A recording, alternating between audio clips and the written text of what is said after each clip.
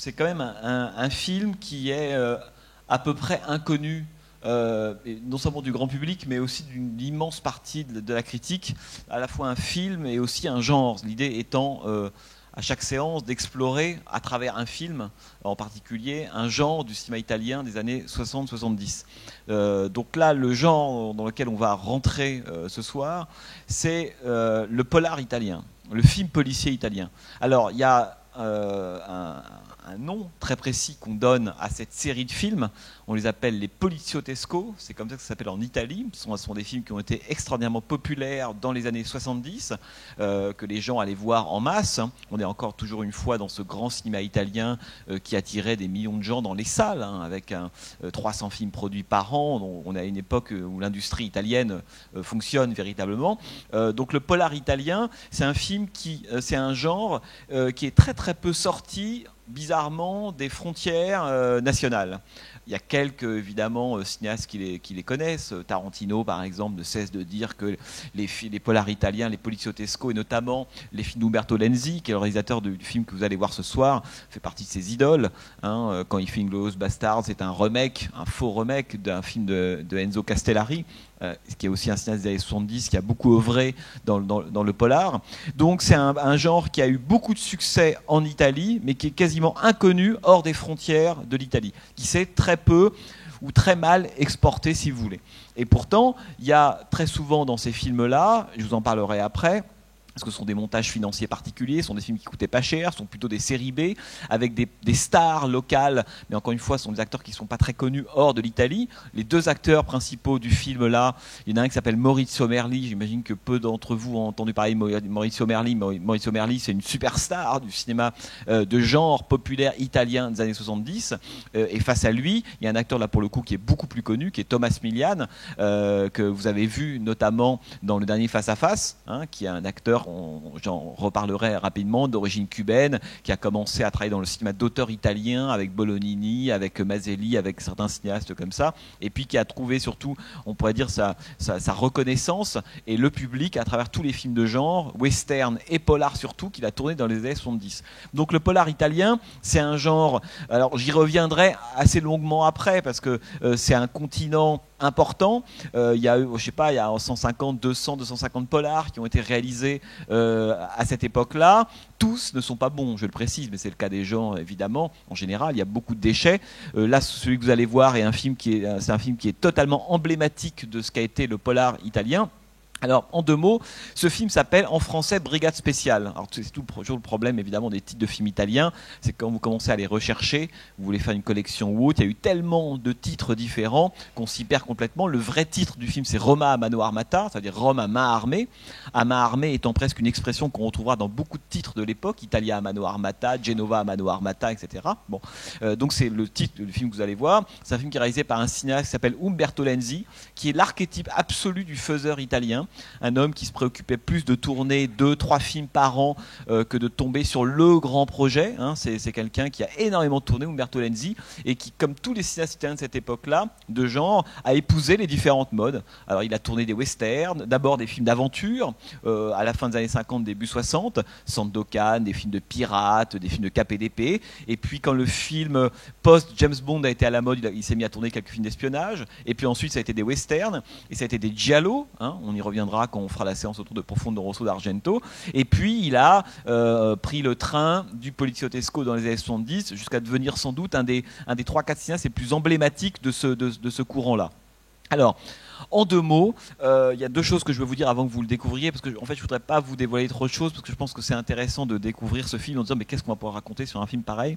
La première, c'est que ce sont, comme la plupart des films de genre de l'époque, des films tournés rapidement, c'est 4, 5, parfois 6 semaines de tournage, on essaie 2 fois moins de temps qu'un film d'une production un peu plus normale, et vous verrez que le film, on sent que c'est un film qui a été tourné rapidement, mais on a dit c'est aussi ce qui fait passer le côté par moments un peu bricolé certaines séquences, qui fait aussi l'intérêt du film, c'est la rapidité du tournage, le côté presque improvisé par moment, l'absence d'autorisation de tournage dans les rues, ce qui donne un côté, vous allez voir, documentaire passionnant. Pour moi, si on veut voir ce qu'a été l'Italie des années 70, il faut voir notamment ces polars-là. On est très très loin des visions touristiques de Rome, de Naples, de Gênes, la Piazza Navone, tout ça, ça n'existe pas. On va filmer l'envers de l'Italie des années 70, et c'est ce que vous allez voir notamment dans ce film-là. Le film, vu son titre évidemment, se passe à Rome. Donc c'est des films qui sont tournés rapidement, avec des acteurs qui tournaient 4, 5, 6 films par an. C'est des films qui sont doublés, comme tous les films italiens de la période. Ça, c'est quelque chose qui est important. Donc vraiment, il y a des petits budgets, si vous voulez, temps de tournage ramassé, et la plupart du temps, de manière à ce qu'on puisse malgré tout vendre le film aux États-Unis ou attirer un peu plus le public italien, on allait chercher une star américaine, très souvent sur le déclin ou en fin de carrière, ce qui fait que dans les films italiens de cette période-là, que ce soit des giallo ou les polars surtout, vous croisez un nombre de grandes figures vieillissantes du cinéma hollywoodien absolument vertigineux. Alors c'est Jack Palance, Henry Fonda, John Huston, Richard Conte, la plupart des grands acteurs américains dont tous ces cinéastes étaient fans, parce qu'Umberto Lenzi, c'est un fanatique du polar américain des années 40-50, tout content de pouvoir diriger une fois Arthur Kennedy, une fois Richard Conte, etc. Donc ils venaient, la production italienne leur payait généralement une semaine de vacances à Rome. Ils avaient un très très bel hôtel vers la Via Veneto, ils pouvaient venir avec leur petite famille, ils se baladaient ensuite à Rome, on leur versait l'argent sur un compte en Suisse, donc dont déclaré au fisc américain, ce qui les arrangeait beaucoup. Ils étaient payés entre 150 000 et 200 000 $, et ils venaient passer comme ça un mois à Rome, ils tournaient 4-5 films et repartaient avec $1 million non déclarés, très contents, et on pouvait mettre en gros sur l'affiche Henry Fonda par exemple, qui généralement n'apparaissait que dans une séquence ou deux. Ça, c'est des méthodes de production typiquement italiennes, si vous voulez.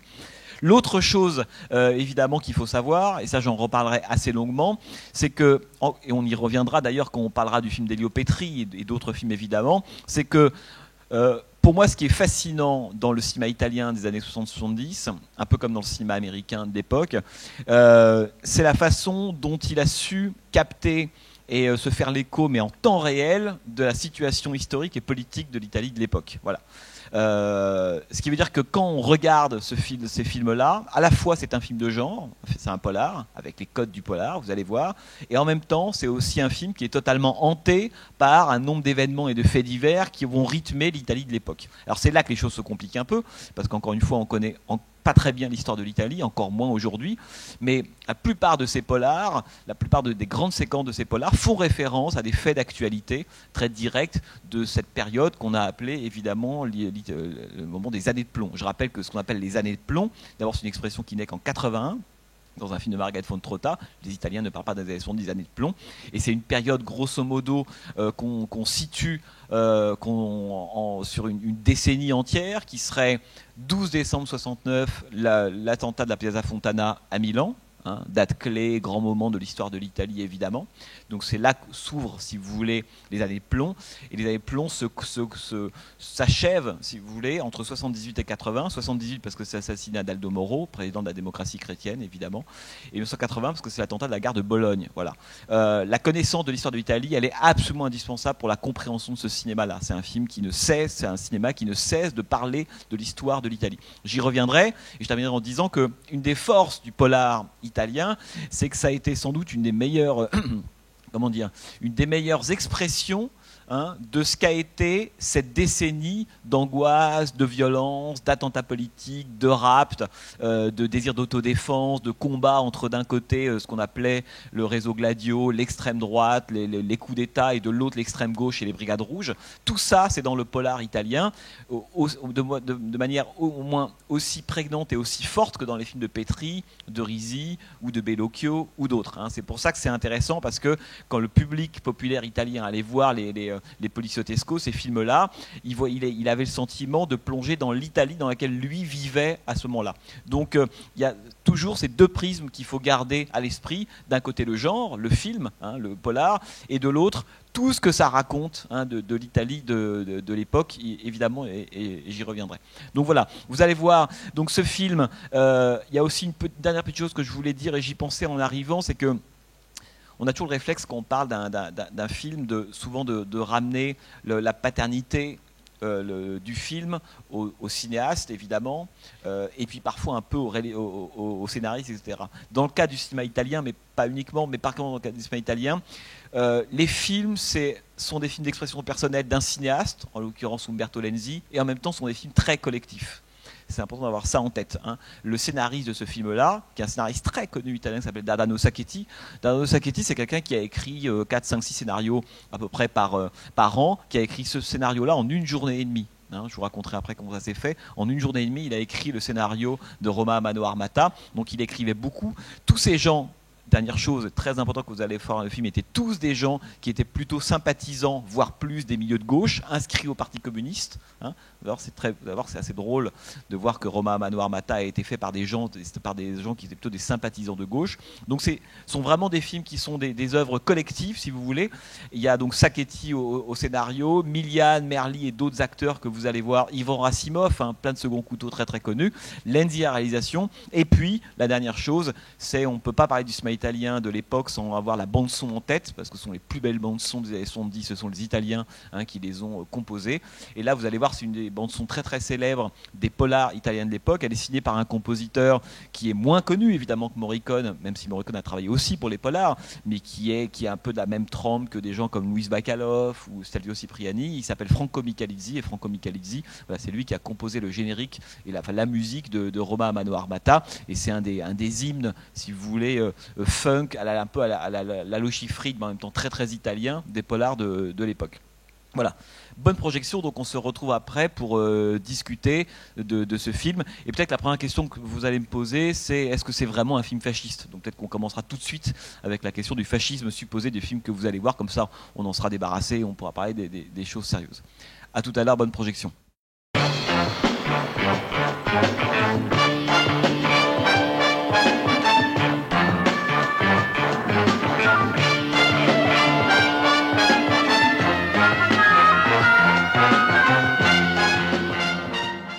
Je vous avais dit la fois d'avant qu'on avait vu enfin là on passe par différents genres, que c'est sur le principe en Italie du filon et non pas du genre, si vous voulez, et qu'il y a toujours un succès ou bien italien ou bien américain qui suppose d'un seul coup qu'on va faire une série de films qui vont épuiser ce filon.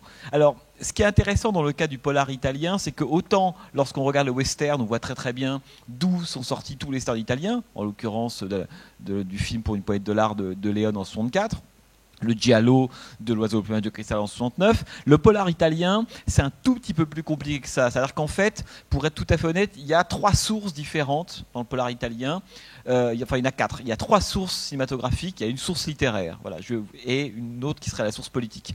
Les 3 sources cinématographiques, la première, bizarrement, c'est pas du tout une source américaine. Alors très souvent, le cinéma italien s'est servi d'un succès d'un film américain pour ensuite produire en masse des films derrière. Là, en l'occurrence, la première source, le premier vrai polar italien, il est antérieur à Dirty Harry. Dirty Harry, l'inspecteur Harry de Don Siegel, c'est 71, le personnage de Eastwood dont vous parlez, c'est 71. Le polar italien, il commence dès la fin des années 60, et le premier vrai polar qu'on a appelé le poliziotesco, le premier film qui va lancer cette mode-là, c'est un film qui s'appelle Bandit à Milan. Je sais pas si c'est un film que vous avez vu, qui date de 68 très précisément, et qui est un film d'un cinéaste qui s'appelle Carlo Lizzani. Et Carlo Lizzani, c'était pas du tout un cinéaste habitué au genre, c'est quelqu'un qui est plutôt un auteur reconnu, qui a écrit des essais sur le cinéma, d'ailleurs des essais extrêmement intéressants sur le cinéma italien, et qui était plutôt un élève de l'école néo-réaliste. Tout ça pour dire que le premier polar italien n'est pas une copie, on pourrait dire, d'un film américain. C'est vraiment quelque chose de totalement endogène qui sort de l'Italie, Bandit à Milan, et qui mettait déjà en scène 2 acteurs qui ne cesseront d'être dans le polar. D'un côté, Thomas Milian, le fameux Gobbo, le bossu que vous voyez là, qui est un des personnages récurrents du polar italien, le bossu, si vous voulez, qui a toujours été joué par Thomas Milian. Et dans Bandit à Milan, il incarne un flic, un commissaire, ce qui est très propre sur lui, rien à voir évidemment avec le personnage de prolétaire, boucher, délinquant qui joue là dans ce film, et hippie, parce qu'on verra que c'est à la fois un anard, c'est à la fois anard, boucher et hippie, alors que l'autre, idéologiquement, il est beaucoup plus identifiable, si vous voulez. Oui, c'est une sorte de super Dirty Harry, qui se pose pas de questions. D'ailleurs, c'est assez beau la façon dont, j'y reviendrai, on se demande si c'est... Il y a une très belle phrase dans le film, qui dit « Mais à chaque fois que tu viens, il y a du grabuge. Où tu es, partout, il y a du grabuge. » Ce qui fait qu'il y a une question que pose le film qui, à mon avis, est passionnante, c'est de se dire, est-ce que c'est parce que il y a des crimes, des délits, des malversations, des attaques de banque, etc., que Tanzi est là, le commissaire, pour tenter d'éponger un peu tout ça, ou c'est le contraire, c'est à chaque fois que Tanzi est quelque part, c'est le bordel intégral, ce qui fait qu'il y a deux lectures du film que je trouve, à mon avis, intéressantes, ce qui tempère le côté totalement fascistoïde du récit, si on le prend juste comme un type qui vient casser du délinquant pendant 1h30. Le film est un peu plus pervers que ça, si vous voulez. Bon. Tout ça pour dire que Bandit à Milan, c'est le premier polar italien, 68. Et pourquoi je parle de ce film d'abord? Parce que c'est un film qui va poser les bases, la même année que Bullitt, d'ailleurs c'est assez intéressant, qui va poser les bases de ce que sera le polar, qui met en scène grosso modo un commissaire qui s'attaque à un nouveau type de criminel joué, lui, par Gianmaria Volonté, autre acteur qu'on retrouvera beaucoup dans les films, et surtout dans les films politiques des années 70, on le verra le mois prochain avec le film d'Elio Petri, Enquête sur un citoyen. Et ce qui est passionnant dans Bandit à Milan, c'est que c'est un film qui mélange ce que va être le polar italien, on pourrait dire deux styles, deux registres différents. D'un côté, les codes du polar, les poursuites, tout y est, les flics, les délinquants, les tripots, etc. etc. Et de l'autre, une approche extrêmement réaliste du genre, si vous voulez. C'est pour ça que quand on parle du cinéma italien, il ne faut jamais oublier que même 30 ans après le début du néoréalisme et puis quelques dizaines d'années après sa fin, la question du réalisme, ça hante tous les films italiens. C'est ça qu'il y a toujours, même dans des films qui sont des films de série B comme ça, des films presque d'exploitation, il y a toujours le souci du réalisme permanent. Et ça, c'est dû notamment au fait que, comme je vous le disais, les films sont tournés rapidement, en extérieur, mais ils témoignent aussi toujours tous d'une réalité de l'époque. Il y a la réalité visible. On voit Rome comme à l'époque on la voyait peu, un peu dans les comédies italiennes d'ailleurs. Vous avez peut-être vu Affreux, sale et méchant, par exemple, d'Ettore Scola qui filmait les borgate, c'est-à-dire les faubourgs de Rome. Mais jusque-là, c'est surtout dans le cinéma de genre et dans le polar qu'on voit un Rome, enfin des villes italiennes beaucoup plus sinistres. Cette fois-ci, c'est l'envers absolu du miracle économique. Et le polar a très très bien documenté ça. Moi, ça me plaît beaucoup de voir des films des années 70 italiens comme ça, en voyant la façon dont ils ont pu filmer Naples, Gênes, Milan, Rome, Venise, sont les Bologne un tout petit peu, mais sont vraiment les 4-5 villes qui sont les plus filmées par le polar italien. Donc il y a toujours un souci de réalisme. Et ça, dès donc ce film de Carlo Lisani en 68, on a déjà cette espèce de mélange entre d'un côté des codes du genre, de l'autre un souci de réalisme permanent. Le film fait aussi office de témoignage de la réalité italienne de l'époque. Et la troisième chose, c'est un commentaire à chaud, si vous voulez, parce que ce qui est intéressant, c'est que le film de Carlo Lisani a lieu 1 an avant le fameux attentat de la Piazza Fontana, un commentaire à chaud de l'actualité politique de l'époque. Donc la première source, si vous voulez, c'est donc ce film de Carlo Lisani. La deuxième, c'est évidemment Dirty Harry. Dirty Harry, Don Siegel, 71. Souvenez-vous, vous avez tous vu l'inspecteur Harry, j'imagine, dans lequel Clint Eastwood joue le rôle d'un Harry Callahan, d'un inspecteur qui est de San Francisco et qui lutte contre le crime. Le problème, c'est que le crime a muté. On a affaire à des gens un peu fous, à des délinquants schizophrènes. Il y a une forme de gratuité du crime, ce qui est incarné déjà de Gianmaria Volonté dans Bandit à Milan. Et dans le film de Don Siegel, Clint Eastwood lutte non seulement contre le crime, mais aussi, et on pourrait presque dire surtout, contre sa propre hiérarchie, qui lui donne pas les mains libres. En gros, il y a de la justice, c'est un petit peu chiant, moi j'irais bien façon loi du talion. Alors le film de Don Siegel est un chef-d'œuvre, est beaucoup plus compliqué que ça, mais en gros il a un succès énorme et il va avoir un impact important en Italie, ce qui fait que le deuxième âge du polar italien, si vous voulez, c'est celui qui sort de la cuisse de Dirty Harry. Voilà. Maurizio Merli, c'est une figure. Le film, souvenez-vous, date de 75. C'est une figure qui cumule, on pourrait dire, deux sources.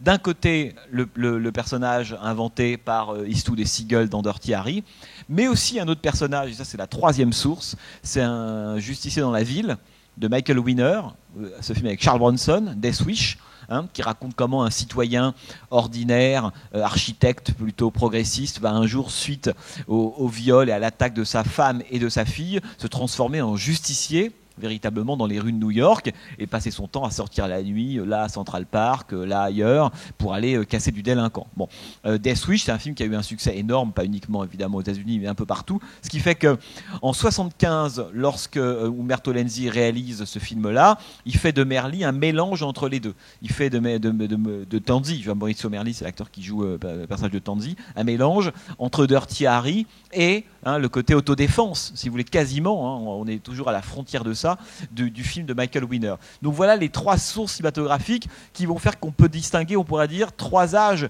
du polar. L'âge d'abord réaliste, où il s'agit vraiment d'enregistrer la réalité italienne de l'époque. Après, le rapport à la loi, mais que fait la justice? Ça, je reviendrai sur l'état de l'Italie à l'époque. Ça, c'est le côté post-Dirty Harry. Et puis ensuite, le film qui est presque des films, un polar qui est du côté de l'autodéfense, justice expéditive. Et il y a un titre d'un film de Lenzi qui s'appelle Un citoyen se rebelle. C'est aussi un autre thème qu'on va retrouver dans le polar. Et avant de terminer sur ces sources, je voulais quand même signaler aussi la source littéraire, une des sources littéraires importante du polar italien. C'est un auteur de hard-boiled, comme on dit, de polar, mais de chroniques sociales et polar très très important en Italie dans les années 50-60. C'est un auteur qui s'appelle Giorgio Serbanenko. Je ne sais pas si ça vous dit quelque chose. On disait que c'était le Simon italien. Il a écrit des romans extraordinaires, beaucoup de nouvelles. Il avait inventé un personnage de commissaire qui s'appelait Duca Lamberti. Duca Lamberti, c'est un ancien médecin rayé de l'ordre pour avoir euthanasié un patient qu'il demandait, et qui est devenu ensuite flic, et ça raconte, c'est un des personnages récurrents des bouquins de Giorgio Serbanenko qui a la manière de Simon et d'Elroy, si vous voulez, a vraiment traité en permanence, on pourrait dire, l'envers de l'Italie tel que le miracle économique a pu évidemment la dépeindre. Donc ça, c'est en gros les 3-4 sources importantes du polar italien. Et puis après, il y a la question politique. Et ça, je veux tout de suite dire un mot là-dessus, parce que sinon on ne comprend rien à ce qu'on a vu là. C'est que dans l'Italie de l'époque, il y a en gros, si vous voulez, je vous disais tout à l'heure, on est dans les années de plomb. Le polar est un des genres, à mon avis, exemplaires de cette période-là. Si vous voulez comprendre l'état d'esprit de l'Italie des années 70, ce type de film est parfait.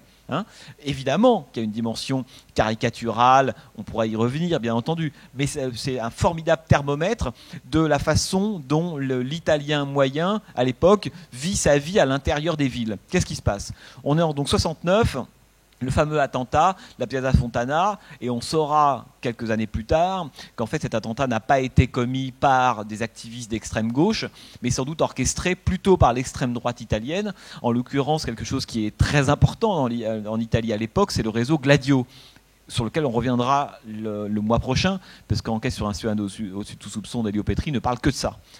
Comme les films de Francesco Rosi, vous avez Cadavres exquis par exemple, est un film qui parle très directement du réseau Gladio. Vous savez ce que c'est que le réseau Gladio ?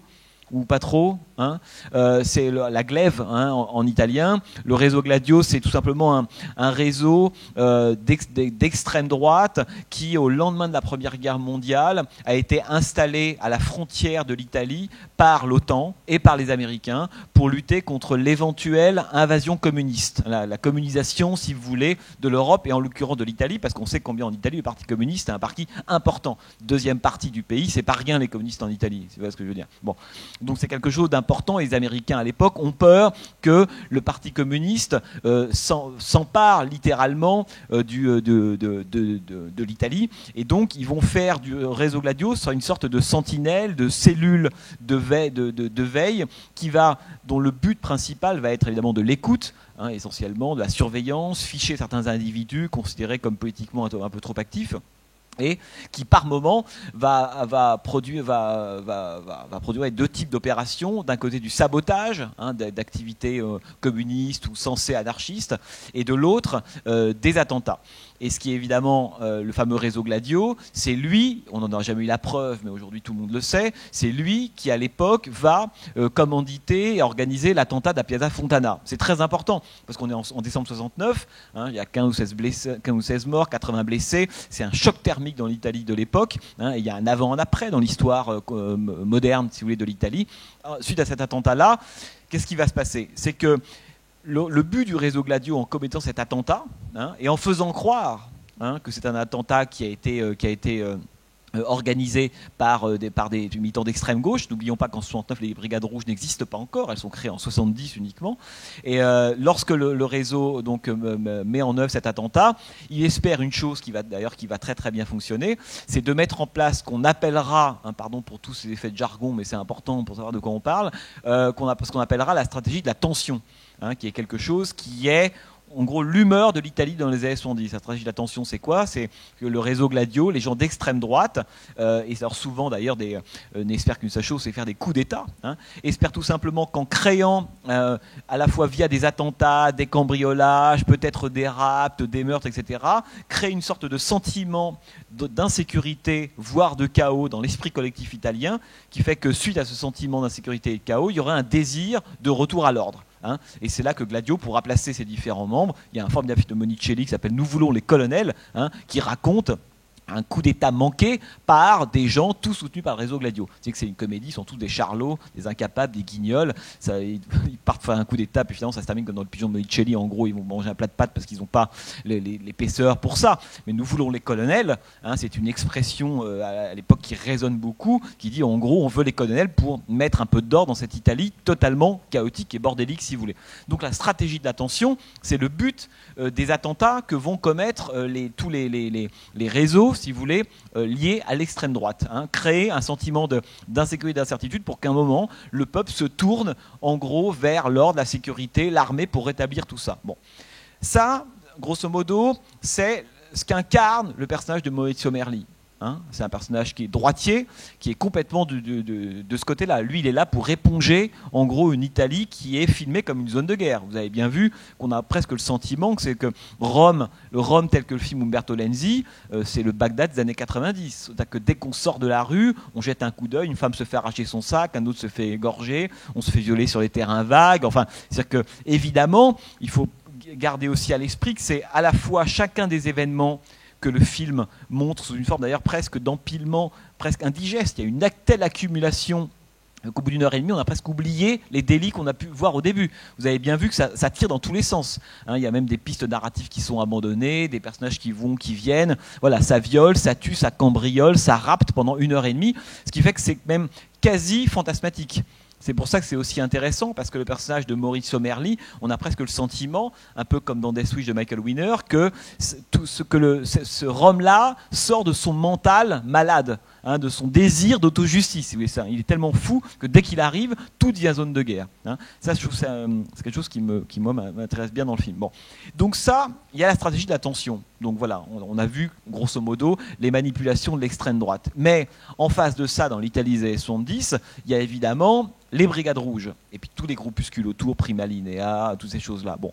Les brigades rouges, c'est créé donc, en 70, et cette fois il va y avoir un autre type d'attentats, de violence, etc., qui vont être organisés non pas par l'extrême droite, mais par l'extrême gauche. Voilà. Donc dans l'Italie des années 70, jusqu'en 78, au moment de l'assassinat d'Aldo Moro, on va avoir, si vous voulez, deux forces totalement contraires qui vont produire la même chose. Le chaos, l'incertitude, un chaos politique aussi, une véritable violence. L'Italie, une société extrêmement violente dans les années 70, quand vous faites la liste des morts, des blessés suite à des attentats, des rapts, c'est vertigineux, sans commune mesure avec tout ce qui se passe évidemment en Europe à l'époque. C'est pas mai 68, si vous voulez, ce qui se passe en Italie dans les années 70, c'est quelque chose qui secousse véritablement le pays pendant 10 ans. Et donc on a l'extrême gauche et l'extrême droite. Très rapidement, pour faire un tout petit point d'histoire, c'est que les Brigades Rouges, vous connaissez l'histoire, ils se créent en 70, ils vont tenter notamment de s'affilier avec le mouvement ouvrier, et au fil des années, les Brigades Rouges, via des actions coup de poing, d'enlèvement, de chefs d'entreprise, de Pirelli, de Fiat, de demandes de rançon, etc., ils vont peu à peu se radicaliser, parce que le mouvement ouvrier va peu à peu laisser tomber, en gros, ces revendications qu'ils trouvent de plus en plus radicales, et c'est là qu'intervient la fameuse lutte armée. C'est là que ça naît précisément. Bon. Il y a 2-3 dates importantes qu'il faut avoir en tête, disons, ou plutôt 2-3 événements qui vont rythmer cette longue histoire des années de plomb pendant 10 ans, parce qu'il se passe tous les jours, toutes les semaines quelque chose, et parce que dans le film il est fait référence à quelques-uns de ces événements-là. On pourrait dire que la Piazza Fontana, évidemment, Hein, c'est intéressant que le film s'ouvre avec une série de voitures qui foncent, avec que des plans sur des banques, etc. etc. Hein, c'est la banque de Milan qui saute en 69. La question des banques est quelque chose qu'on retrouve dans à peu près tous ces polars-là. La banque, c'est à la fois le cambriolage, mais c'est aussi un rappel constant d'un attentat terroriste possible. À l'époque, aller chercher son argent, entrer une bijouterie, se retrouver... Il y a beaucoup de films qui vont montrer ça, hein, sortir de l'école et prendre des balles qui fusent parce qu'il y a une fusillade dans la rue, etc. Il y a une sorte d'insécurité permanente. Bon. Et ce qui est, donc le 69 est un des premiers moments importants. Alors pourquoi je dis ça? Parce que quand la Piazza Fontana va exploser, enfin, dans la banque, il y a au début le réseau Gladio va tenter de faire croire que ça vient de l'extrême gauche. Bon. Et parmi ceux-là, il y a alors pardon hein, pour ces trucs un peu d'histoire, mais c'est très important, sinon on comprend rien encore une fois au film qu'on voit. Il y a un ouvrier anarchiste qui était un des leaders du mouvement ouvrier un peu dur, façon la classe ouvrière va au paradis, si vous voulez, déjà de ma volonté dans le film d'Elio Petri, qui s'appelait Pinelli, Augusto Pinelli, et qui va être entendu à la préfecture à ce moment-là de Milan. On le soupçonne d'avoir posé la bombe, ce qui n'est pas vrai, mais on le soupçonne. Et il se trouve qu'après quelques heures de garde à vue, l'homme est défenestré de l'endroit où il était gardé à vue. Alors, il est défenestré. En même temps, à l'époque, beaucoup pensent qu'en fait, c'est le commissaire qui gardait à vue cet ouvrier anarchiste qui l'a balancé par la fenêtre. Bon, donc là, à différence d'interprétation, soit il s'est suicidé, personne n'y croit, donc il a été balancé par la fenêtre ou un accident. Or, le commissaire qui a été accusé de ça, il est très connu en Italie. D'ailleurs, son fils vient d'écrire un bouquin il n'y a pas longtemps. Il s'appelle Luigi Calabresi. Calabresi, c'est ce commissaire qui, en 72, va être assassiné en pleine rue, et on considère qu'il est assassiné par des branches radicales de l'extrême gauche, comme une forme de punition, si vous voulez, de la mort de Pinelli. La mort de Luigi Calabresi, elle est très importante parce qu'elle est remise en scène à peu près dans un polar sur 3 italien. Hein, un commissaire, un flic, plutôt bien, parce que les films plutôt côté flic se prennent plutôt le parti de Calabresi, donc ces films-là mettent en scène la mort de Calabresi dans la rue. Hein. C'est quand vous voyez un commissaire qui se fait tuer en pleine rue dans un polar italien, renvoie direct évidemment à la mort de Calabresi. Ça c'est 72, donc c'est un moment très très important. L'autre date importante dans toute cette histoire-là, c'est 75. 75, c'est, je ne sais pas si c'est quelque chose qui vous dit quelque chose, c'est ce qu'on appelle le massacre de Circeo. Le massacre de Circeo qui est là et mis en scène avec ce jeune couple qui se fait violer par les 3 fils à papa fascistes. Vous avez vu hein, le massacre de Circeo, c'est quelque chose qui en 75 fait l'effet d'une bombe en Italie aussi. Ça se passe au nord de Naples. Et c'est trois fils à papa comme ceux que vous venez de voir, hein, qui sont des néofascistes et qui vont ramasser dans la rue 2 filles issues de milieux plutôt pauvres de Naples, vont les emmener dans la villa de l'un d'entre eux, au début soi-disant pour passer une soirée sympathique, boisson, etc. Et finalement elles vont se faire torturer, violer, et l'une d'entre elles sera tuée et l'autre réussira à sortir vivante en faisant croire, en feignant d'être morte. C'est un fait divers qui va scandaliser évidemment l'Italie de l'époque, et surtout qui va scandaliser la gauche de l'Italie, sur cette espèce d'adéquation, de coïncidence, si vous voulez, entre les classes dominantes, les fascistes devenus des violeurs et des meurtriers. Bon, c'est pour ça que la séquence qui arrive comme ça, comme un cheveu sur la soupe, tout le personnage du fils à papa dans ce polar-là, il y en aura beaucoup dans les polars italiens, il vient de là. Il vient d'un événement qui s'est produit quelques mois auparavant, des jeunesses néofascistes et du fameux massacre de Circeo. Et d'ailleurs, l'homme qui s'appelle Tizzo, mais je ne sais plus quel, Augusto Tizzo, je crois, qui est donc un de ceux qui a été, les autres ont réussi à s'échapper, certains sont en Argentine ou ailleurs encore aujourd'hui, et l'un de ces fils de riches, Tizzo, a été arrêté, mis en prison d'ailleurs, donc a fait amende honorable et est sorti en 2004. En 2004, il s'est remis à tuer. Donc ça a relancé toute l'histoire. Circeo, voilà. 75, il y a 2 faits divers tragiques qui secouent l'Italie. Il y a celui-là et il y a évidemment l'assassinat de Pasolini en novembre 75 sur une plage d'Ostie, peu de temps après. Donc c'est les 2 événements crapuleux, sordides qui secouent l'Italie de l'époque. Ça pour dire que lorsque les Italiens en 75, enfin début 76, voient dans ce film-là et dans beaucoup d'autres ces fils à papa, ça sera un des motifs récurrents du polar italien. Les jeunesses néofascistes qui prennent des pauvres, les torturent, les tuent. Ça dure 10 minutes, mais c'est un renvoi très direct, évidemment, à cet événement-là. Et je pourrais multiplier comme ça des exemples, il y en a des dizaines. Il y a une autre date qui est importante, c'est 76. 76, c'est l'assassinat du juge Coco. L'assassinat du juge Coco, c'est celui c'est le premier juge qui s'était occupé des Brigades Rouges, hein, lors d'un procès contre les Brigades Rouges. C'est ce juge-là qui avait mené l'affaire. L'homme sera retrouvé mort. Pourquoi c'est important? Parce que c'est la première fois qu'on arrive à mettre sur le compte des Brigades Rouges un assassinat. Jusque-là, il y a des rapts, il y a des enlèvements, il y a des détournements d'argent, il y a éventuellement des petits attentats, mais il n'y a pas d'assassinat. Et là, on passe à un autre niveau des Brigades Rouges, ce qui fait que ça se radicalise, et certains vont quitter les Brigades Rouges, considérant qu'un point irréversible a été atteint avec l'assassinat du juge Coco. Et le méga point irréversible, évidemment, c'est l'assassinat d'Aldo Moro en 78, hein, après 57 jours de captivité, on le retrouve dans sa petite Fiat, dans une rue de Rome, enfin bref, bon. Donc là, je ne vais pas faire un truc sur Aldo Moro, ce serait beaucoup trop long. Et ce qui est fascinant, quand on regarde l'histoire du polar italien, les films italiens, on se rend compte qu'il y a une explosion, en gros, en 72, c'est là que ça commence, dans le côté post-Dirty Harry, hein, et puis le pic est atteint exactement à l'année 75-76, qui est le pic on pourrait dire, de la violence politique en Italie. Voilà, 75-76, c'est les années les pires. Et c'est là que le polar italien est presque le plus aux avant-postes. C'est là qu'on en produit le plus. Et puis en 77, ça diminue. En 78, je crois qu'on en produit une quinzaine. En 79, c'est 3 ou 4. En 80, c'est fini, il n'y en a plus. C'est assez passionnant de voir qu'en 2-3 ans, suivant exactement la courbe, hein, on pourrait dire des événements politiques en Italie, le polar italien à la fois atteint un sommet et disparaît quasiment. Hein, les Italiens vont se lasser de ça, on passera à un autre genre, mais le polar italien, il aura vécu quelques années, épousant exactement ces différentes voies, enfin, si vous voulez, quoi.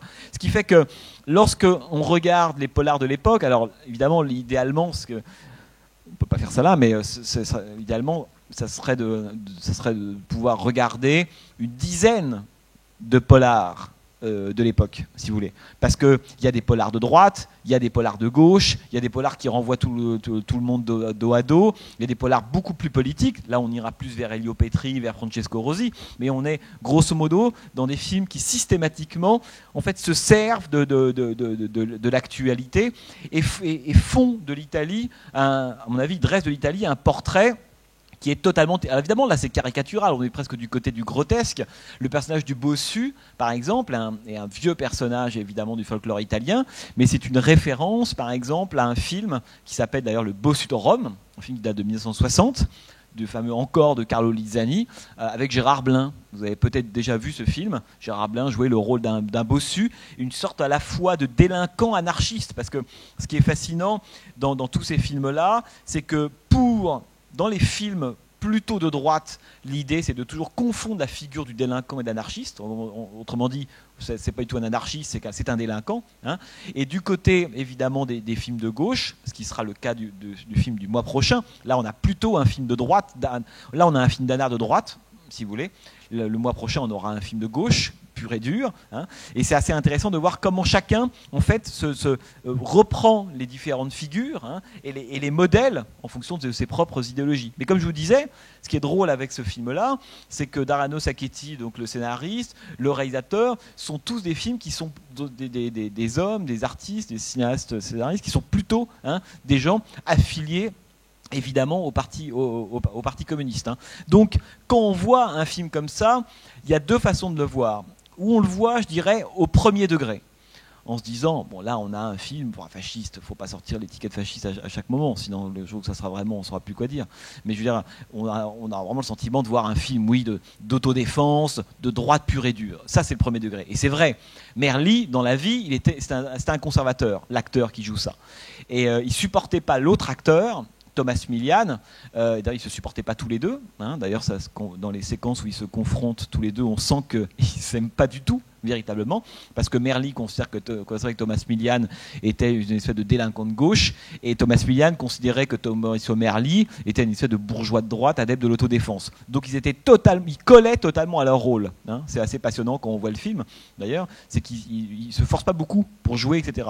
Et d'ailleurs, il y a aussi, à certains moments, des choses que les deux acteurs inventent pour faire tomber l'autre. Je vous donne un exemple tout bête.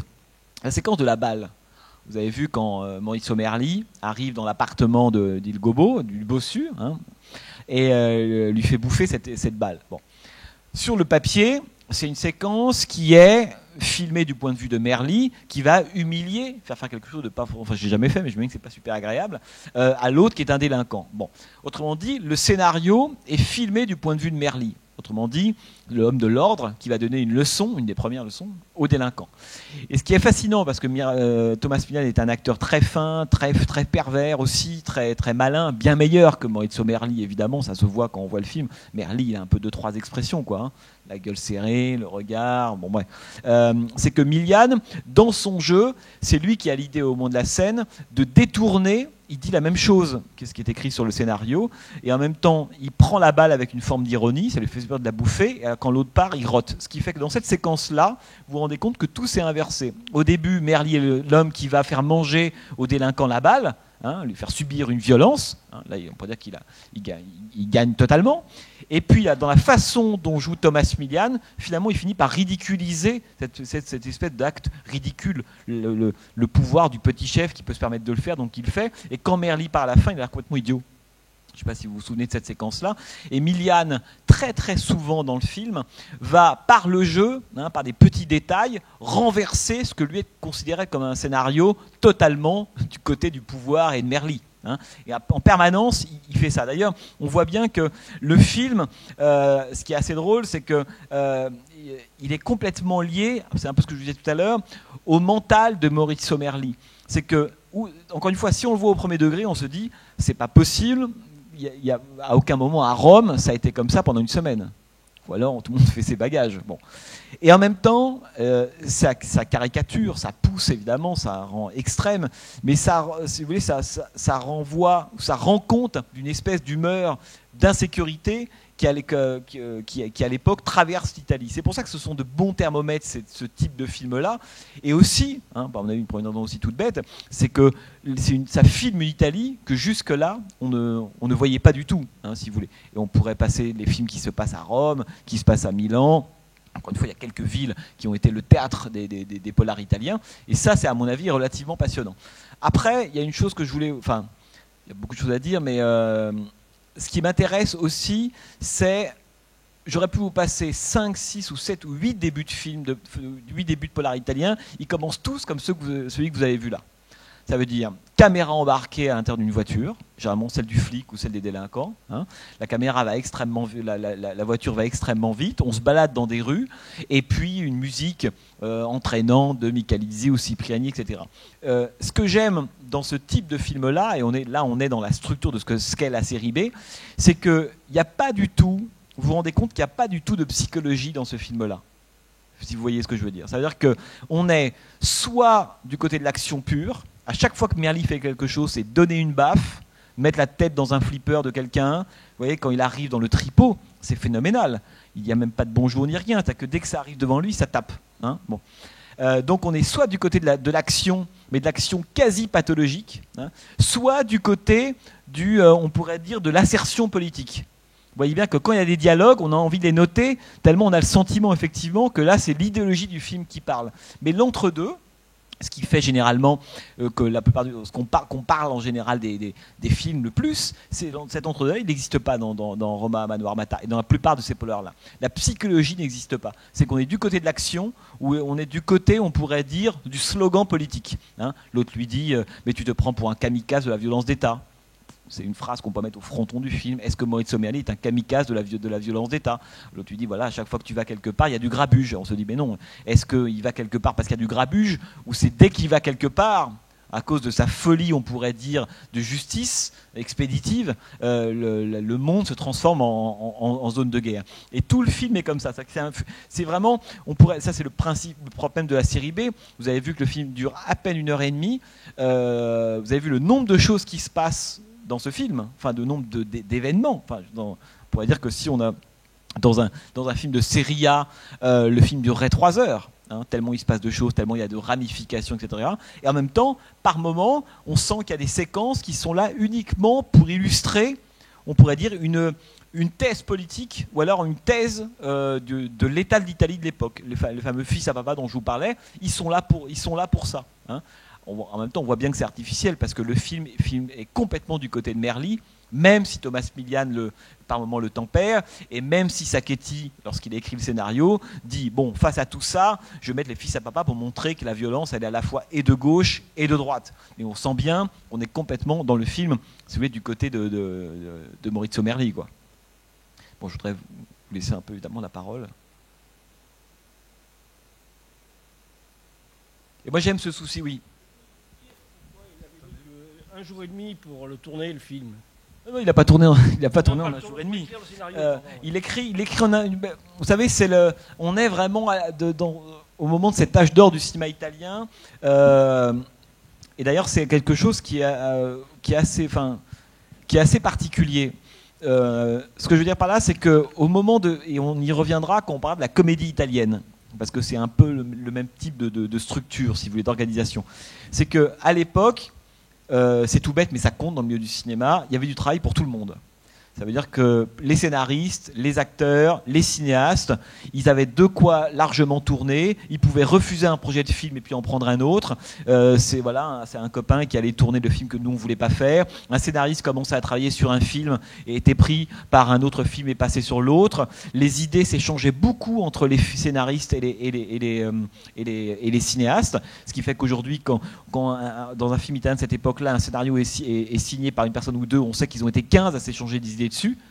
Dans un même endroit, ils travaillaient sur 4-5 scénarios différents. Et dans la comédie italienne, c'était beaucoup ça. Dino Risi avait un gag, vous ne pouvez pas le placer dans son film, mais c'est passé voir Monicelli qui a écrit un autre film, tiens, prends-le. Et donc, ce qui fait qu'il y avait une dimension collective extrêmement importante. Bon. Tout ça pour dire qu'à l'époque, Luciano Martino, qui est l'homme qui produit le film, c'est un des grands producteurs de films de genre italien de l'époque. C'est le frère d'ailleurs d'un cinéaste assez important du genre italien qui s'appelle Sergio Martino. Sergio Martino, il a réalisé des giallo, La queue du scorpion par exemple, je ne sais pas si ça vous dit quelque chose.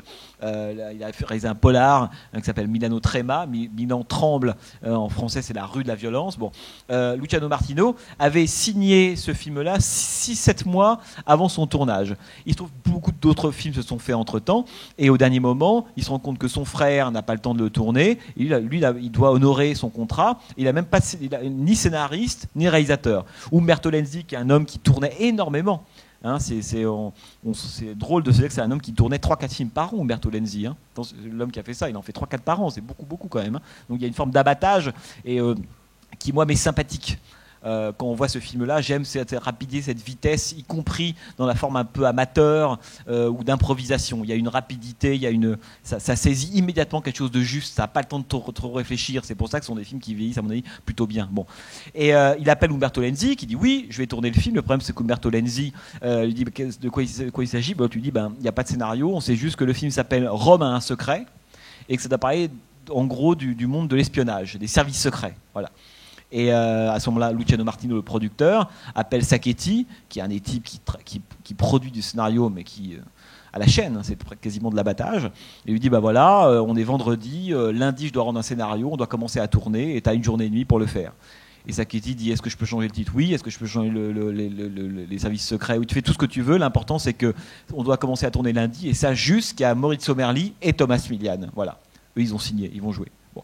Et c'est comme ça que le film, c'est assez connu dans l'histoire du polar italien d'ailleurs, est écrit en une journée et demie, avec Sacchetti qui va boire 2 bouteilles de vodka et fumer 11 paquets de clopes, quoi.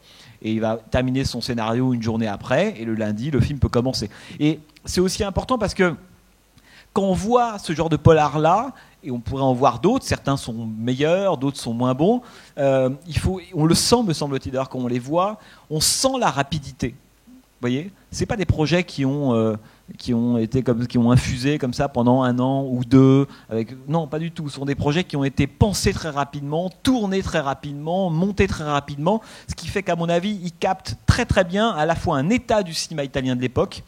Cette espèce, à la fois, on pourrait dire, la violence, quelque chose qui est pas caractéristique du cinéma italien en général. Souvenez-vous ce que Leone ou Corbucci ont fait subir au western. Le polar italien est un polar qui est violent. Il y aura bien pire que ça. J'ai quand même choisi un film qui vous heurte pas trop. Il y a des polars qui sont très très violents. Je pense notamment à un film qui s'appelle La guerre des gangs, qui est un des tout derniers polars réalisés par Lucio Fulci. Lucio Fulci, qui est un homme qui fera plutôt des films d'horreur fantastique, très dérangeant, très beau, très macabre, à la fin des années 70. D'ailleurs, tous ces grands-là écrits par Danilo Sacchetti, le même scénariste que celui de Roba Mano Armata. Et tout ça. Voilà, ce sont des films qui sont tournés à la fois rapidement, avec, on pourrait dire, toutes les caractéristiques de l'esthétique du cinéma italien.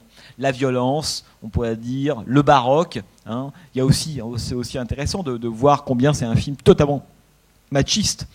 Roma Mano Armata. Il y aura des films faits d'un autre point de vue. C'est aussi un film qui est une forme de réponse par le cinéma à une crise du patriarcat qui frappe l'Italie des années 70.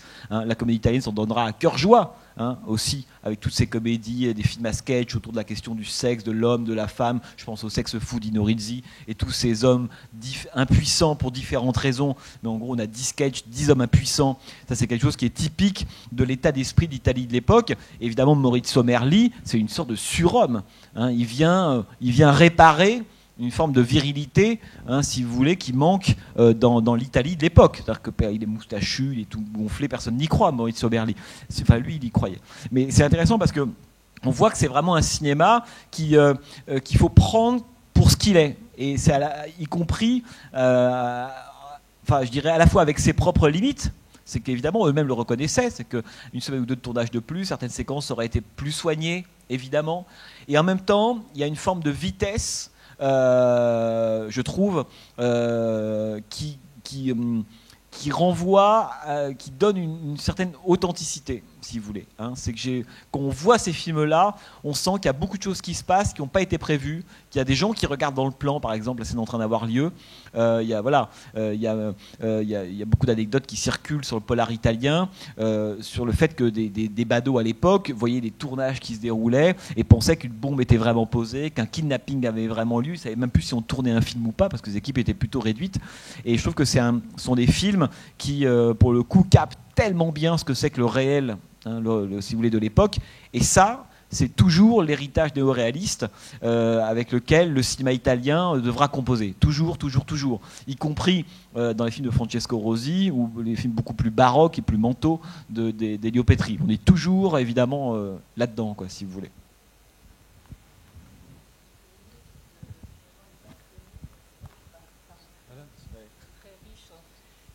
Riche en événements et ce qui est intéressant aussi, c'est que la fin du film se termine au moment où il veut sortir de cette peau de justicier. C'est son collègue qui se fait tuer parce qu'il refuse, il lui dit non, le tue pas, le bossu, et ça se retourne. C'est intéressant. D'ailleurs, c'est drôle que vous mentionniez ça parce que il y a après j'arrêterai avec les faits, les dates, mais ce film-là, et d'autres films du même acabit, sur cette question d'ailleurs en gros, qui est une question qui vient de Dirty Harry, hein, mais qui a été très présente dans l'Italie de l'époque. En gros, est-ce que la justice a les moyens légaux de combattre cette forme de criminalité, de délinquance, de violence politique, etc. Donc il y a évidemment deux écoles qui s'affrontent. L'une qui dit oui, hein, et l'autre qui dit non, elle n'a pas les moyens. Donc l'éternelle évidemment réponse, pour faire respecter en gros la loi, il faut sortir de la justice. Ce qui fait que beaucoup de flics à l'époque sont tous des flics très limite, très borderline. Maurizio Merli est vraiment comme ça. On sent qu'il est toujours à deux doigts, il est rétrocédé au service administratif. Il n'en faudrait pas beaucoup pour qu'il soit, en gros, qu'on lui prenne son badge. Bon. Pourquoi je dis ça? Parce qu'au moment où le film est réalisé, il y a en Italie une loi qui est votée, en 75 précisément, quelques mois encore avant ce film, qui est un peu l'équivalent, pour ceux qui connaissent, les lois Miranda américaines de la fin des années 60. Est-ce que ça vous dit quelque chose, les lois Miranda? Qui est, bref. Et la loi italienne qui va être votée, c'est la loi Realté, qui est l'équivalent des lois Miranda américaines de la fin des années 60. Et d'ailleurs, Dirty Harry est une réponse à ces lois-là. Encore une fois, Dirty Harry ne se comprend en partie que si on sait la loi qui est passée aux États-Unis un an auparavant. Là, c'est pas en Italie. Et les lois donc Realté de 75 sont des lois qui, à cause justement de l'explosion de la violence, des délinquants, du mélange entre vrais délinquants, faux délinquants, vrais opposants politiques, faux opposants politiques, enfin ce tourbillon de violence qui s'empare de l'Italie dans les années 70, on va mettre au point donc cette espèce de loi qui va permettre à des policiers d'arrêter des gens, non pas parce qu'ils ont fait quelque chose, mais sous le prétexte qu'ils considèrent qu'ils pourraient, à ce moment-là ou à un autre, commettre un acte terroriste. Hein, là, pour le coup, c'est pas le délit de couleur de peau, le délit de confession religieuse, c'est le délit de possibles terroristes, hein, justement pour lutter contre tous ces actes délictueux qui se multiplient dans l'Italie de l'époque. Et donc cette loi, elle est évidemment vécue par une grande partie des Italiens comme une forme de privation de liberté, un délit de faciès, qui était aussi une façon d'aller dans certains groupuscules, on pourrait dire politiques, extrémistes, engagés ou anti-système, si vous voulez, et de faire des arrestations en masse. Hein. Bon. Et donc Maurizio Merli, ce personnage, il est le produit de ça. Hein, la loi réalité n'est jamais mentionnée dans le film, elle est partout. Hein, cette idée au fond, mais qu'est-ce qu'il faut faire pour que... Vous avez vu le moment où, par exemple, ce personnage qui n'est là que pour démontrer le personnage de la femme, enfin plutôt la compagne de Merli, juge pour enfants, c'est extraordinaire, elle est là pour démontrer. Au début, on se dit, ouais, elle a plutôt raison, ils sont jeunes, ils ont 14-15 ans, les fameux premiers délinquants. Bon, elle les relâche et elle se fait punir 2 fois, cette femme. Et c'est pas elle qui se fait punir, c'est l'idéologie laxiste, selon Merli, qui se fait punir 2 fois. On les relâche immédiatement, le mineur, 14-15 ans, peu importe, c'est ce qu'on doit juger, c'est ce qui est fait et pas l'âge qu'on a. Hein. D'ailleurs, c'est intéressant de voir qu'ils choisissent des acteurs qui ont 23-24 ans pour nous faire croire qu'ils ont 14-15 ans, ce qui fait qu'on les regarde et à la fois on se dit ils ont 23 ans et on les juge comme s'ils avaient 14-15 ans. C'est-à-dire que le casting est pervers. On voit bien que c'est un casting qui est fait du côté, hein, de la justice expéditive. Hein. C'est pas comme choisir des gamins qui auraient vraiment eu 12-13 ans. Bon, pour premier point. Donc ils se font punir une première fois parce qu'effectivement ils se rendent compte qu'ils ont été libérés. Par qui? Là aussi on est dans un monde fou, on a l'impression qu'il y a un seul juge pour enfants à Rome. Vous voyez, c'est-à-dire que si on pense que le film est réaliste du point de vue de la causalité, il l'est du point de vue de la représentation, de l'humeur qui saisit. Hein, il est vrai, mais il n'est pas réaliste de ce point de vue-là. On a l'impression que tout est connecté à Merli dans le film. Rome, vous voyez ce que je veux dire, c'est pas une petite ville de province, c'est pas un village de Toscane, c'est Rome. On a le sentiment que tout ce qui se passe par Merli. Hein, c'est une figure, si vous voulez, quasi abstraite, presque de justicier, danger exterminateur. Bon. Et la deuxième fois où ils sont punis, c'est évidemment lorsque cette femme est enlevée, mise dans la carrière, grande séquence de trouille, et là d'ailleurs, elle disparaît du film. C'est-à-dire qu'elle a servi le temps de la démonstration idéologique, ce personnage. Hein. Il arrive, voilà, on est plutôt personnage de gauche. Il incarne tout ce que Merli déteste. Hein. D'ailleurs, on se demande pourquoi il est avec elle. On n'en parle pas, c'est autre chose. Les personnages de gauche, voilà, les mineurs, le laxisme, tout est là. Et puis, en 2 séquences, il est réglé, non pas en tant que personnage, mais en tant qu'il incarne cette idéologie-là. C'est pour ça que je vous disais qu'il n'y avait pas de psychologie dans le film, parce qu'on est là le temps de son utilisation politique dans le film. Et hop, il disparaît. Et on pourrait comme ça multiplier évidemment les exemples, comme les fils à papa. Et effectivement, il y a un effet d'accumulation, c'est pour ça qu'il faut le prendre. Et c'est ça que je trouve très particulier, parce qu'il n'y a pas beaucoup d'autres types de films qui arriveront à saisir à la fois, à mélanger à la fois une humeur totalement fantasmatique. On ne peut pas ne pas penser qu'on est face à une pathologie pendant 1h30. Un type comme ça n'existe pas. Une telle succession, accumulation d'événements au même moment, ça n'est pas possible, évidemment. Donc si on prend ça au premier degré, là pour le coup on se trompe. Et en même temps, il y a un souci réaliste, parce que la plupart des événements, des endroits où sont tournées les séquences, de ce qui a eu lieu, est tiré d'un fait divers, d'un moment de l'histoire politique italienne, etc. Ce qui fait que, on pourrait dire que c'est une forme de délire, mais au sens strict du terme, à partir d'une réalité italienne existante, quoi. C'est ça le polar italien. Évidemment, on se sert des codes, le bossu est encore plus bossu, il y a même l'opposition vestimentaire entre les deux. Hein. Mais ce qui est intéressant, c'est de se dire à partir de quoi délire ce genre-là. Hein, il délire, voilà. Et là où il est passionnant, c'est qu'il délire sur des choses extrêmement sérieuses qui seront les mêmes à partir desquelles délireront Petri, Rosi, Damiani et tous ces gens faisant des films plus respectés par l'institution, plus nobles. Hein. Et en même temps, non, il faut pas penser comme ça. Moi, j'ai autant d'affection pour ces films-là que pour certains très grands films de Petri. Vous voyez, ils partent tous les deux des mêmes choses. Hein.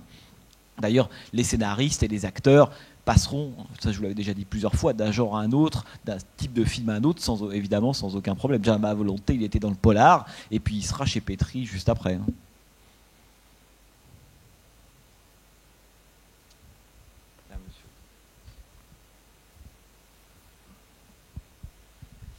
Oui, bonsoir. Moi, je découvre un peu le genre ce soir, et j'ai beaucoup aimé le film d'ailleurs, mais je voulais savoir ce qui fait sa qualité par rapport à d'autres, parce que je ne vais pas m'en tartiner 10 derrière pour faire la comparaison, mais j'imagine que vous choisissez ça d'après des critères quand même, ayant vu un peu tout ce qui se faisait, et je voulais savoir, oui, qu'est-ce qui pouvait faire la qualité plus particulière de ce film-là.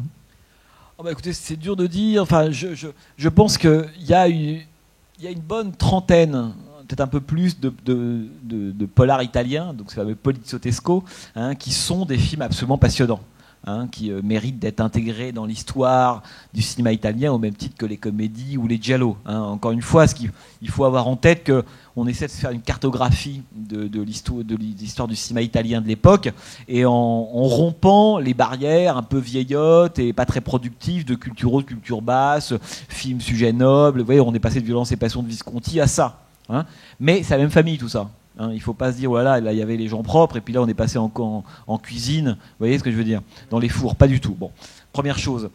Donc chacun a sa place et il faut respecter de la même façon les polars que les films de Visconti. Bon, première chose. Deuxième chose, les qualités de ce film-là, c'est un peu tout ce que je viens de vous dire. C'est-à-dire que je pense que l'idéal aurait été presque de programmer un film totalement de droite, un polar italien de droit, et un polar italien adoptant le point de vue des délinquants, si vous voulez. C'est-à-dire que faisant de Merli le fou furieux.